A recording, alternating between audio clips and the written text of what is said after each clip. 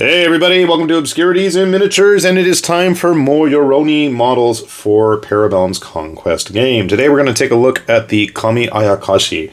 So, from my understanding, at least the way they have built everything, the Ayakashi are going to be the kind of frontline heavy-hitting troops, because so far we have the Kami Ayakashi and then we have the Oni Ayakashi as well. So I'm curious, these guys just look redonkulously big, large, and in charge. I don't know if they're supposed to be, well, obviously they're not humans because we don't have any humans in the faction, but you can see at least there are skin tones underneath all of that heavy armor. Big, huge face plates for their bellies. It's an interesting look. I'm curious how many of these masks we're going to see. All of them seem to be wearing face masks. And you can see he's got little pointy ears, so they are definitely Kami as well. Curious that he's got these big kind of fanged face mask gauntlet things going on there. Same stuff on the back. I guess we can get at least a closer look at the models. Notice that even though these guys are on those 54mm 60 plus base shapes, there is some definite overhang with these guys. I have a feeling they're going to end up being quite large models. And personally, I'm all for it. Alright, right off the bat, look at the size of the torso armor. Just to put it in perspective, our witch hunter friend comes up to the belly. We don't even have the feet on there. I'm curious as well if there's a lot of cross-compatibility between the various gut plates and bodies. This looks like the back. That looks like the front, obviously. Part of the face that's going to be in there. I mean, even the legs are pretty large. Even though they're squatting down. If I can get that on the camera. One of their squatting legs is as big as a Marine. That says something right there. I forget the names of my sumo positions. Learned them all for some reason at one point or another. I feel like one of the kids had to do a project on it when they were going to Japanese school. I do like the fact that we have these heavily armored arms. Bases. And I'm curious if this is a repeat. No, it's not. Okay, we have 3 distinct sprues. Get everything else out of the box.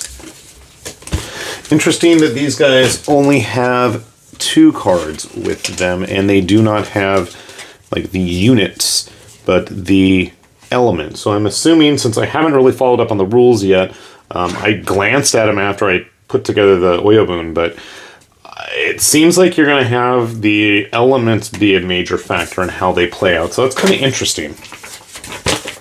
Speaking of interesting, I am very curious.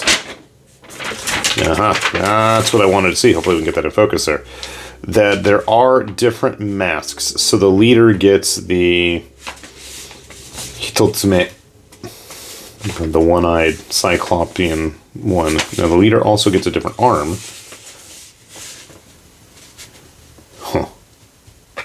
So he has like an open palm, whereas if you want to build the basic one, he's got the actual kind of gauntlet there, if I can get that in focus better, which doesn't seem like I can.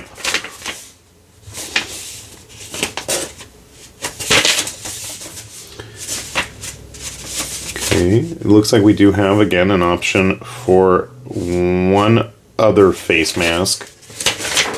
And no other options on the squatting down guy. That's a little bit of a shame. But then again, considering the size of the pieces, that might not be the biggest loss right there. I am very curious to see how these guys turn out. Is this the boss sprue? I can't even tell. But in the meantime, I'm going to get them put together. We'll see how things turn out. And if you want to see as well, then you know the drill. Sit tight. Okay, I got the Kami Ayakashi all put together here, and boy am I happy with them, because they are absolutely massive. Just seriously big honking handfuls of models. And not only that, there's a lot of fun to be had with these guys. First off, I want to point out a couple of things. at first I was afraid that these guys weren't going to be very modular, but turns out there's actually a lot you can do with them. The first thing I wanted to point out as I peel the blue tack off of our friend's face here is that there are no real specific face masks for each figure. What's interesting is you can actually see the face underneath that. Obviously we have the big square. That is going to be where the mask goes, but all of the masks, including the leader one right here, are going to actually be able to be used on any of the heads. Now, the heads themselves really fit specifically on each body, so do be aware of that. The gut plates are all completely compatible with each of the bodies, so again, if you wanted to swap things around and mix and match, that is absolutely a thing that you can do. The arms as well, I did try before I glued anything down. They're all on a similar ball joint, so if you wanted, you could really mix and match the poses. Just do be aware that each body has a corresponding set of shoulder armor. So you can see he's got like the 3 bars in a row on this hand. Our crouching down guy has these long 3 vertical ones. And then finally, the final guy has just the big plating there. And again, everything at the moment is just being held on by blue tack. That is the leader hand. And again, the hands themselves with the weapons are all going to be, you guessed it, on a ball joint. So if you really wanted to play around and just swap them out and do something different, there's not a ton of options, but if you're like me, I was planning to run a couple of units of these guys, so at least another box worth. I am definitely going to be using the various hands and then mix up the hands, arms, face masks, and belly plates just to get a lot of variety so they're not all looking the same. You don't want to keep that on there. Just to give you guys a good idea of their size in comparison to other models, because that's always fun. You can see, I mean, there's almost overhang even on the extra base if you don't put things at a diagonal with them. They're just that big. Grabbing the Oyabun here, you can see he's pretty comparable, and again, he's not really standing all the way up, whereas these guys are still a little hunched over as well. I should grab like a War Machine Warjack, because I feel like they're going to be almost on a comparable level. I'm grabbing like my City-State Inquisitor thingy here. I can't remember what it's called. It's a little bit larger, a little bit wider, a little bit more spread out, but it does not have the bulk that the Ayakashi Kami do. Or other way around, Kami Ayakashi. I'd say the only other model at a similar scale and girth and just in terms of chunkiness would be maybe the Thunder Riders and the Order of the Ashen Dawn. I really do need to get a box of Thunder Riders. I feel like I'm dropping off the Wadroon as I'm going all in with the Yoroni, but, you know, what you gonna do? We're having a human-sized Conquest model. Starts to really give you an idea of what these guys are going to be like on the table. I think it's going to be quite intimidating and opposing looking as you have just big piles of them stomping their way across the table. Grabbing a couple other Conquest figures here. We got Handy. I've said it many times, and I mean it with no exaggeration. At this point, I honestly could truly field a First Blood warband for just about every faction painted at this point, with the exception possibly of the Sorcerer Kings, which I am slowly getting my way worked through. But hopefully we will have a full Yoroni army in the near future. And sadly, when I think of big heavy guys and gut plates, do you guys remember the days when this was one of the largest models you could have on the table? Oh my, how those days have sadly drifted past us. You can get a really good idea of what these guys are to expect. I mean, I'm sure people can come up with some crazy conversions. I'm just happy they exist, and I really love the fact that it's something different. It's not just the traditional, you know, horned Oni and the tiger stripe loincloth, something like that. Well, the Uger at least gets kind of close in terms of bulk.